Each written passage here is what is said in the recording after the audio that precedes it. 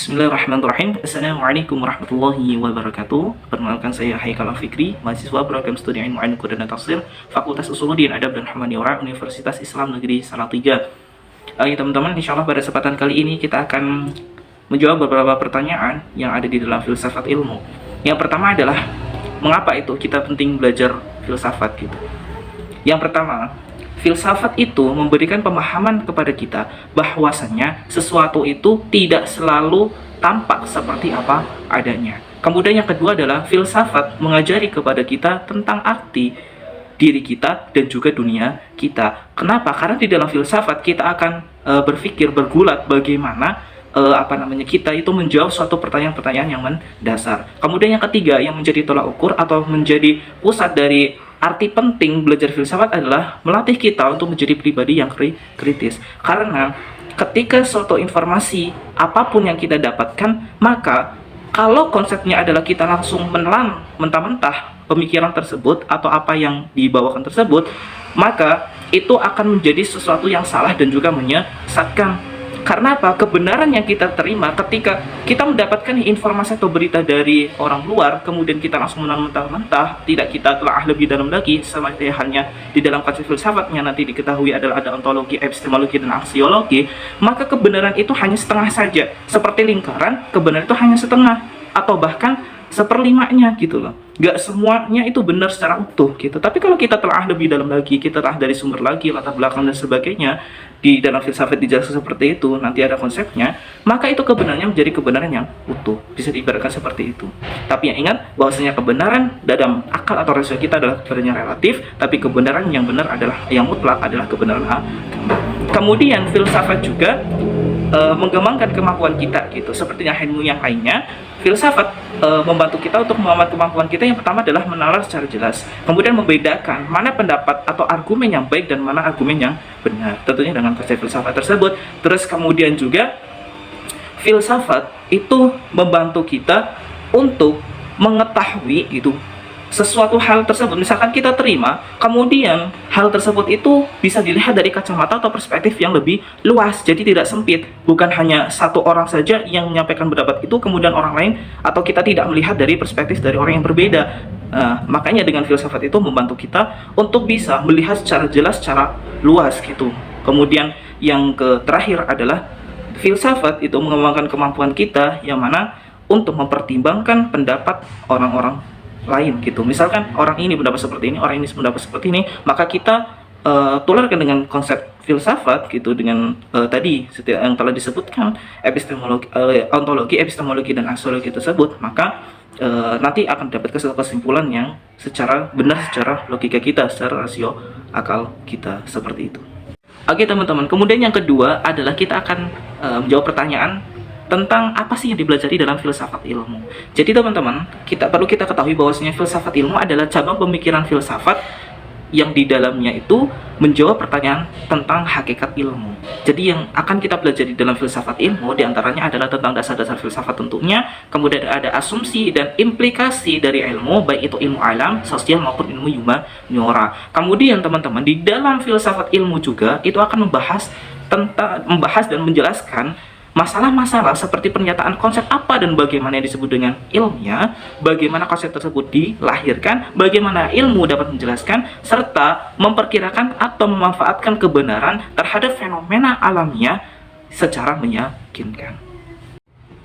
Oke teman-teman, menjawab pertanyaan yang ketiga, yakni tentang sejarah perkembangan ilmu.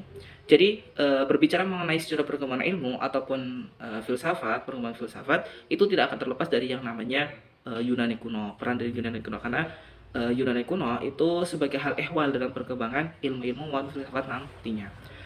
Yang pertama adalah di zaman pra-Yunani kuno. Di zaman pra-Yunani kuno itu tidak ada dengan yang pertama adalah know-how dalam kehidupan sehari-hari itu merupakan sebuah pengalaman.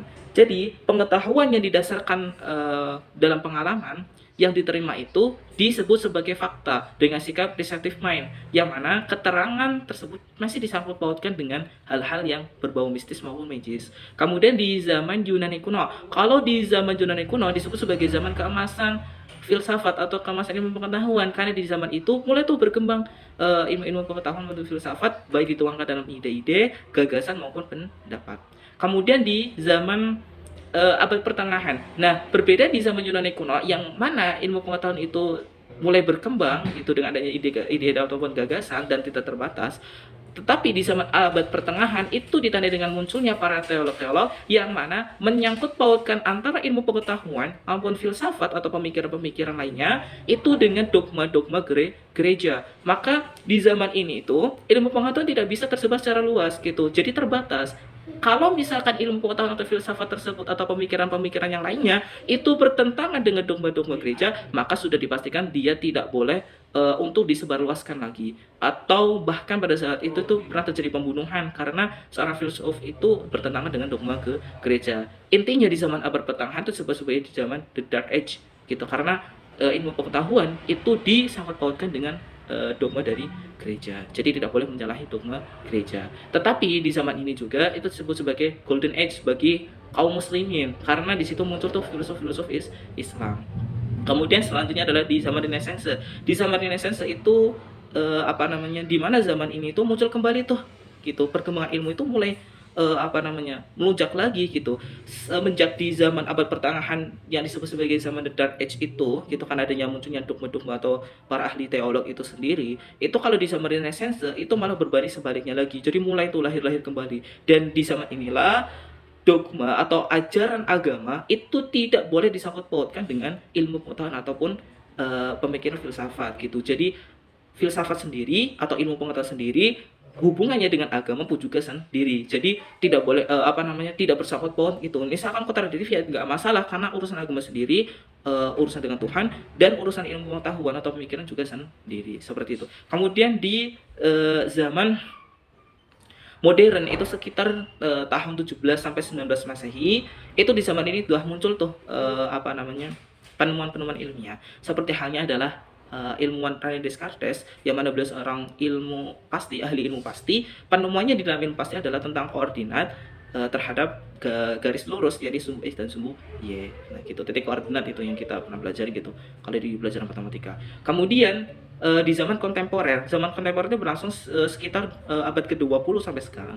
Nah, di sini tuh udah mulai far'nya tuh muncul tuh cabang-cabang dari ilmu gitu. Misalkan dari ilmu fisikawan atau dari ilmu sosial, dan sebagainya itu sudah muncul gitu.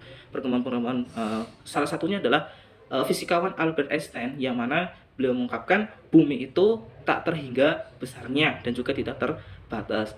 Akan tetapi ya, bumi itu sifatnya statis dari waktu ke waktu, seperti itu.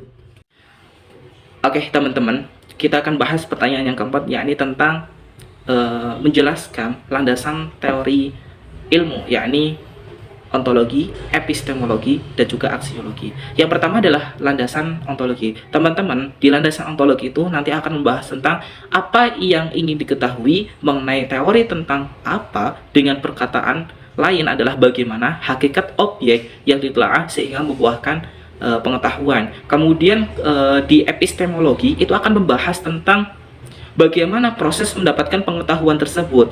Dan yang terakhir adalah di aksiologi. Kalau di aksiologi itu membahas tentang nilai yang berkaitan dengan kegunaan dari pengetahuan yang didapatkan.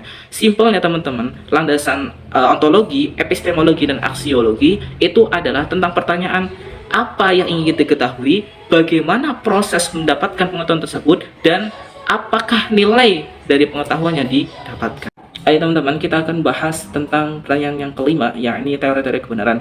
Teori kebenaran itu ada 4, yang pertama teori koherensi, kemudian yang kedua teori korespondensi, kemudian teori pragmatis, dan teori konsensus. Yang pertama adalah tentang teori koherensi. Menurut teori koherensi, kebenaran itu adalah keruntuhan kenyataan. Jadi perencanaan yang ada di dalamnya itu harus utuh dan juga tidak menyalahi logika. Contohnya adalah semua segitiga memiliki jumlah sudut 180 derajat. Penggaris ini berbentuk segitiga, maka jumlah sudut dalam penggaris ini adalah 180 derajat. Kemudian, contoh yang kedua, semua manusia membutuhkan air. Rudy adalah seorang manusia, maka Rudy membutuhkan air. Kemudian yang kedua adalah teori korespondensi. Teori korespondensi ini menyampaikan bahwasannya kebenaran itu merupakan kesesuaian antara pernyataan dan juga kebenaran atau kenyataan gitu. Jadi di dalam teori korespondensi ini itu harus didukung dengan namanya empiris gitu yang mendukungnya. Contohnya adalah Semua besi itu jika dipanaskan akan memuai. Jakarta adalah ibu kota negara Indonesia.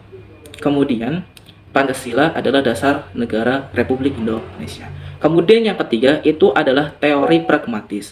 Kalau teori pragmatis itu kebenaran itu didapatkan apabila pernyataan tersebut itu, suatu pernyataan itu membawakan suatu manfaat atau kegunaan bagi orang banyak. Jadi gini teman-teman, misalkan semua besi itu akan memuai, maka ketika ada hal pernyataan seperti itu akan bermanfaat tuh bagi para ahli pandai besi ataupun pabrik untuk bisa membuat sesuatu yang mana dapat memberikan manfaat bagi orang banyak. Nah, itu merupakan teori pragmatis itu seperti itu. Jadi membuahkan kegunaan atau manfaat bagi orang banyak. Contohnya apa? Kesepakatan para pendiri negara gitu untuk membuat dasar negara Pancasila atau membuat negara Pancasila seperti itu.